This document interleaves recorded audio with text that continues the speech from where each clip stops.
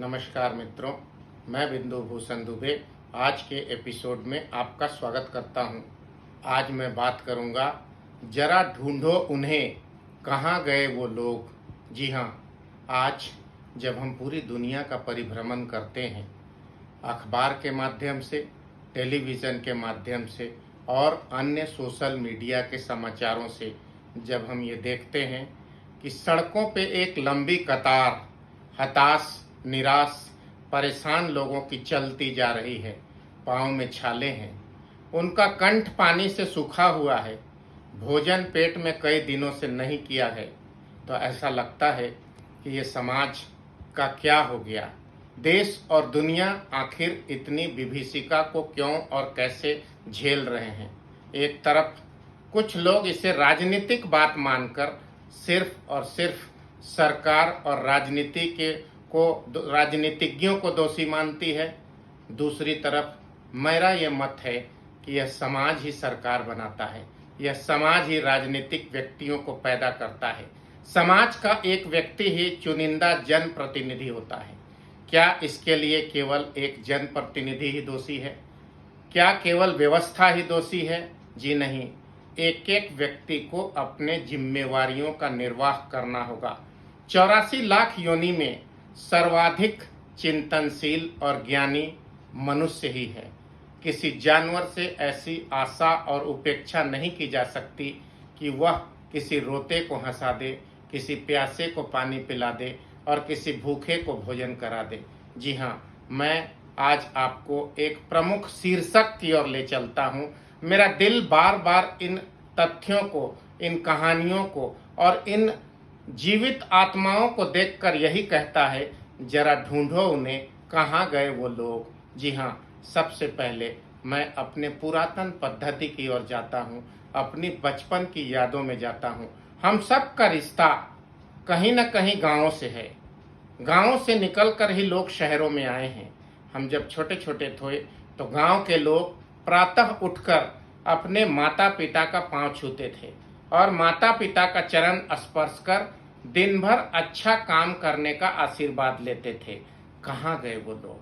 हम ऐसे लोगों को ढूंढना चाहते हैं, जो लोग अपने माता पिता को प्रत्यक्ष भगवान मानकर हर दिन उनका आशीर्वाद लेकर अपने जीवन की शुरुआत करते थे। हम पहले ऐसे लोगों को ढूंढना चाहते हैं।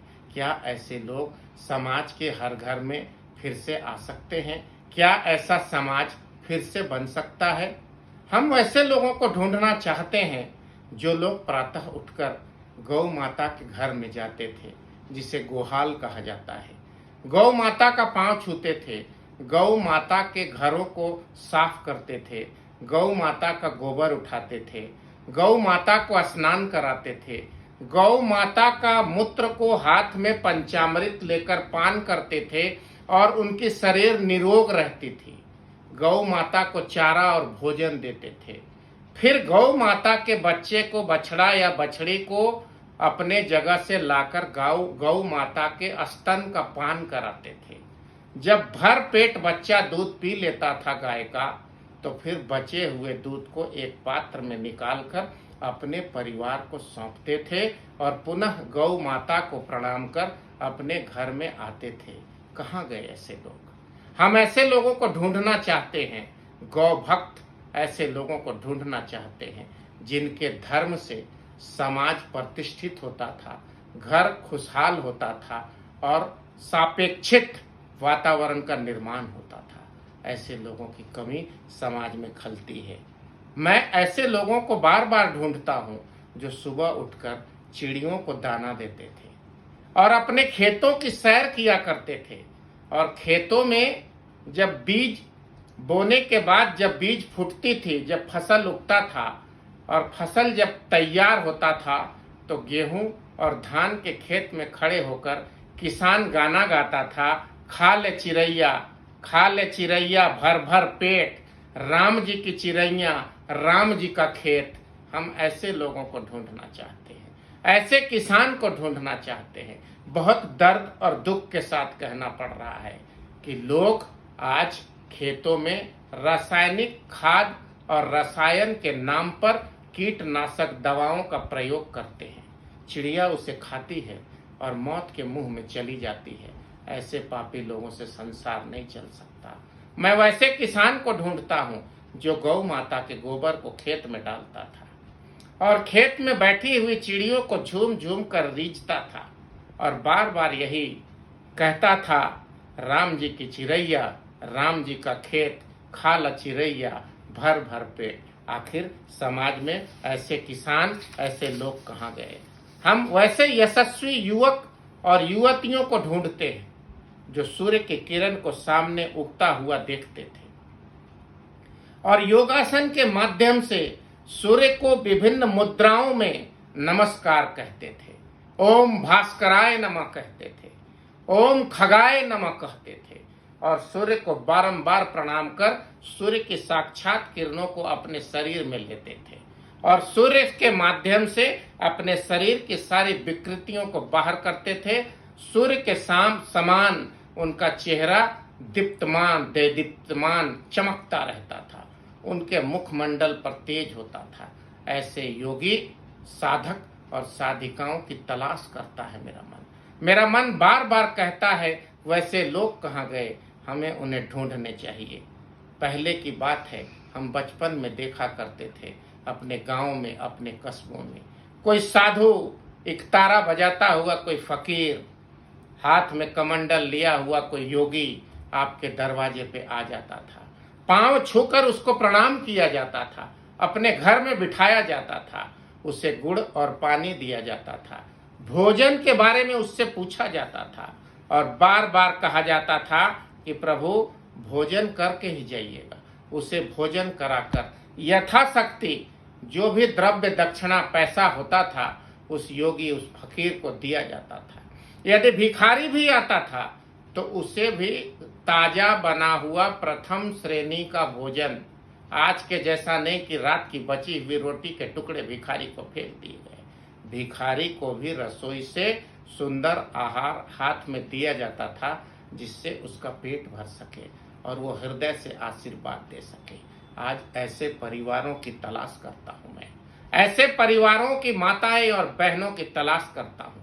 दरवाजे पे बैठे हुए ऐसे पुरुष की तलाश करता हूँ जो एक भिखारी को देखकर भी खड़ा हो जाता था और जोर जोर से आवाज लगाता था अपने घर के अंदर महिलाओं को कि अजी सुनती हो, बाहर एक भिखारी आया है, उसे भोजन कराओ।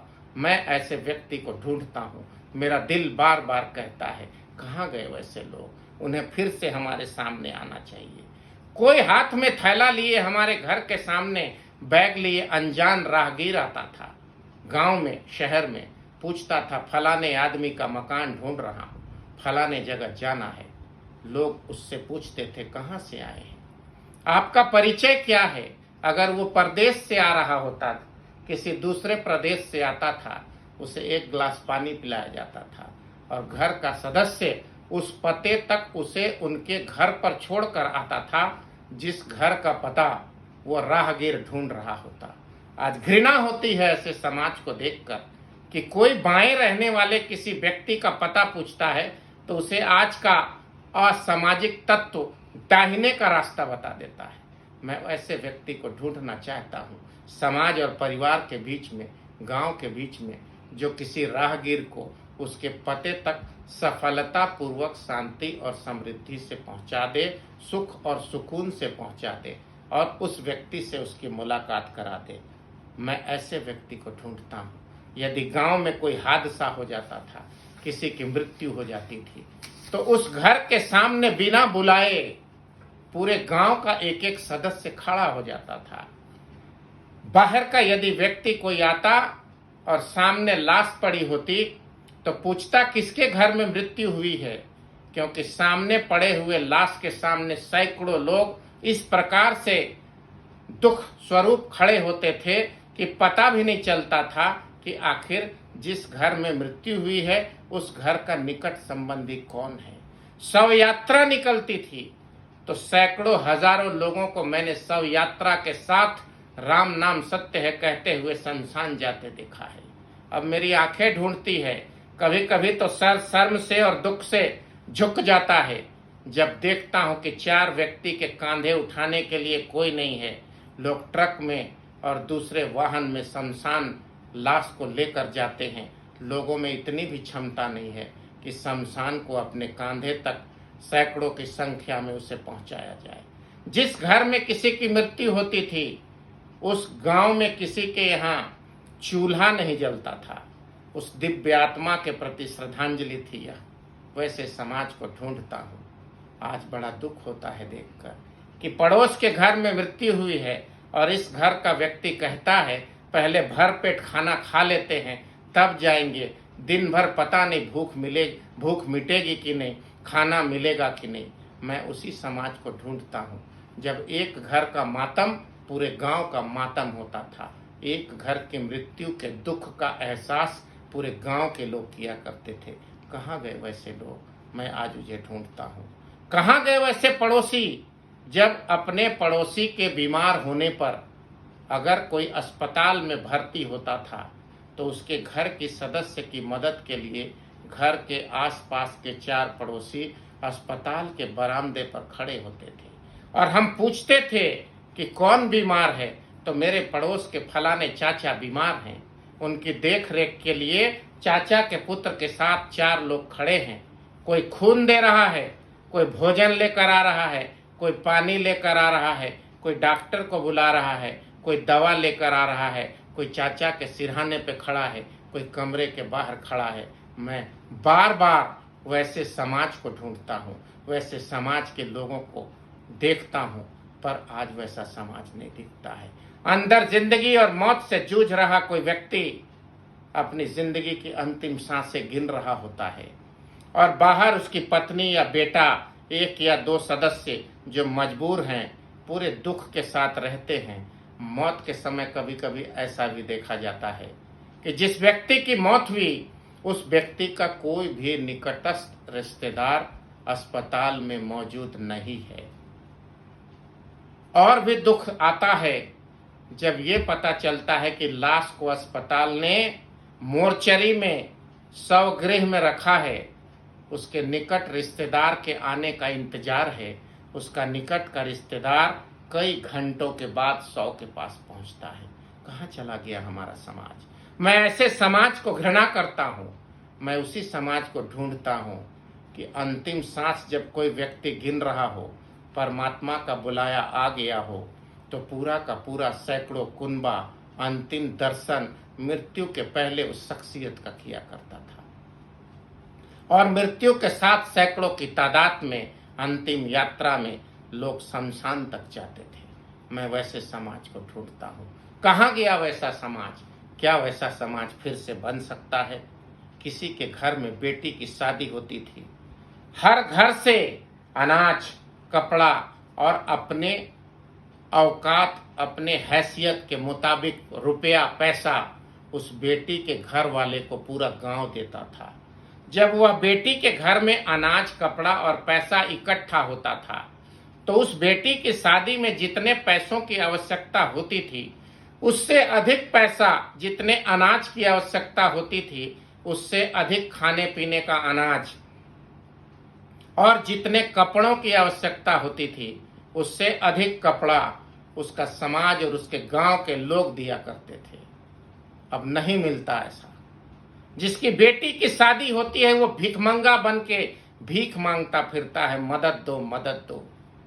लोग अपने जिंदगी को, अपने घमंड को, अपने ईगो को दिखाने के लिए थोड़ी देर के लिए आते हैं। मुझे तो 5 शादी अटेंड करनी है, मैं तो व्यस्त हूँ। एक छोटा सा टुकड़ा लिफाफे का 100 रुपये का दे के चले जाते हैं और उस बेटी के बाप के घर का 1000 रुपये का खाना खाकर 5 लोग चले जाते हैं। उस बेटी के बाप को खाना खाकर कर्जदार बना देता है यह समाज। कोई उसे मदद नहीं देता। मैं उस समाज को ढूंढता हूँ जब बेटी की शादी में पानी का एक बूंद पीना भी बेईमानी और गलत बात, असामाजिक बात समझी जाती थी। लोग बेटी के शादी में अनाज देते थे, पैसा देते थे, कपड़ा देते थे, परंतु भोजन नहीं किया करते थे, क्योंकि बेटी की शादी है, यह धर्म यज्ञ है। यदि इसमें हम भोजन कर लेंगे तो पाप के भागी बनेंगे। हम अपने घर से भोजन शाम को कर कर आए हैं, इसके बेटी के यज्ञ को पार लगाना है। आज की व्यवस्था, मैं उसी व्यवस्था को याद करता हूँ। कहाँ गया वो समाज जब एक बेटी की शादी में पिता के रूप में 100 लोग दिखाई पड़ते थे, जब एक बेटी की शादी में माता के रूप में 100 माताएं दिखती थी, और एक बेटी की शादी में भाई के रूप में डोली विदा कराने के लिए 200-500 नौजवान भाई दिखते थे। कहाँ चला गया वो समाज? बार बार मेरी निगाहें उसी समाज को ढूंढता है और कहता है बुला लाओ उस समाज को। क्या हम फिर से वैसा समाज नहीं बना सकते? पहले मैं उस समाज को याद करता हूँ जब घर के सामने से गांव का, कस्बे का, मोहल्ले का कोई बूढ़ा बुजुर्ग व्यक्ति डंडा लेकर या बुढ़िया दादी या बड़े सामने से गुजर रहे होते थे, तो सामने खड़ा युवक, किशोर, लड़का या लड़की झुककर प्रणाम करता था, आशीर्वाद लेता था, और कहीं भी जा रहा होता था वह नौजवान तो रुक जाता था। वो बुजुर्ग भी हाल चाल पूछा करते थे, कैसे हो, इस कक्षा में पढ़ रहे हो, क्या कर रहे हो। आज के युवा को जब देखता हूँ तो सामने बूढ़ा भरी निगाह से उस युवक को देखता है, पर वह युवक उस बुजुर्ग की ओर नहीं देखता। अपने जवानी के जोश में संस्कार को खत्म किए हुए मोबाइल को देखते हुए सामने खड़े अपने पिता, अपने चाचा, अपने दादा को भी नहीं देखता, और सीधा 21वीं सदी का वह बालक अपने संस्कारों को जूता मार कर निकलता है। मैं उस सदी के संस्कार को ढूंढता हूँ जब सामने से गुजरते हुए किसी बुजुर्ग को नमस्कार कर हम लोग आशीर्वाद लिया करते थे। आखिर कहाँ चला गया? धर्म से बड़ा ईमान को समझने वाला, जाति पाति से ऊपर इंसान को इंसान समझने वाले लोग अब कहाँ गए नहीं पता। लोग सबसे पहले इंसान की इंसानियत को रखते थे। हिंदू हो या मुसलमान, सिख हो या ईसाई, सबकी जरूरत में जाति पाति धर्म से ऊपर उठकर लोग खड़े होते थे। उस इंसानियत की तलाश में हूँ मैं, उस समाज की तलाश में हूँ। जिस गांव में एक पेड़ सूख कर गिर जाता था, सूख कर टहनियां जमीन पर गिर जाती थी, उस गांव के बुजुर्ग कहा करते थे, यहाँ पर जो बड़ा आम का पेड़ था टूट कर गिर गया, बूढ़ा हो गया था। सबसे पहला काम ये होता था कि उस गांव के लोग उस टूटे हुए पेड़, उस गिरे हुए पेड़ के पास नए पेड़ लगाकर उसे बड़ा करते थे। कहते थे इस पेड़ के बदले नया पेड़ लगाना हमारा प्राकृतिक कर्तव्य है। हम उस समाज को ढूंढते हैं। आज के मशीनी युग में ट्रक भरकर माफिया लोग आते हैं, मशीन चलाते हैं, सैकड़ों पेड़ काट कर चले जाते हैं, उन्हें जरा सा भी दर्द नहीं होता। हम उस समाज को ढूंढना चाहते हैं जो एक सूखे पेड़ के गिरने पर नया पेड़ लगाकर उसे बड़ा करता था। पेड़ के उस समाज को मैं ढूंढना चाहता। सबसे पहले जिंदगी में इंसानियत है, उसके बाद देश है, उसके बाद समाज है, और सबसे अंत में हम खुद हैं। हमारा समाज कहाँ चला गया? हमारे संस्कार कहाँ चले गए? छीन होता संस्कार, विहीन और जीर्ण शीर्ण होता समाज हमें जीने नहीं देगा। इसलिए हमें अपने संस्कार को जागृत करना होगा और उन लोगों को ढूंढना होगा। अगर वो लोग नहीं मिलते तो हमें उस इतिहास को सामने रखना होगा नई पीढ़ी को। यदि हम संस्कार न दे पाए तो हमारा अस्तित्व मिट जाएगा। हमारा आज का संदेश यही है कि मैंने जो बातें आपके समक्ष रखी, आपके घर में बड़े होने वाले बच्चों को ऐसा संस्कार दें। अन्यथा जब संस्कार नहीं बचेगा तो इंसान एक कठपुतली के रूप में काम करेगा और इंसान वहसी बन जाएगा। उसे समाज से, प्रकृति से, दुनिया से कोई मतलब नहीं रहेगी। और एक मुक्तक याद आता है जो बड़े दुख के साथ कह रहा हूँ। किसी बड़े मुनि ने इस मुक्तक को लिखा था कि आदमी की शक्ल से अब डर रहा है आदमी, आदमी को लूट कर घर भर रहा है आदमी, मारता है आदमी, मर रहा है आदमी, समझ कुछ आता नहीं क्या कर रहा है आदमी। मैं आपसे हाथ जोड़कर विनती करता हूँ, कम भोजन दें, कम सुविधा दें, परंतु भरपूर संस्कार दें। संस्कार और संस्कृति के बल पर भारत दुनिया का ज्ञान वृद्ध विश्व का नेतृत्व करता बन सकता है।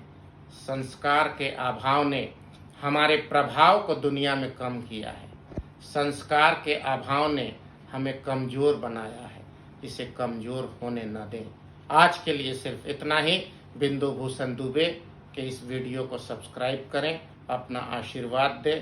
पुनः एक नए विषय के साथ आपके समक्ष उपस्थित होऊंगा। आज सिर्फ यही कहना था, उन संस्कारवादी लोगों को ढूंढना है और संस्कार देना है और संस्कार के दम पर एक विकसित स्वर्णिम समाज की स्थापना करनी है। नमस्कार, वंदे मातरम।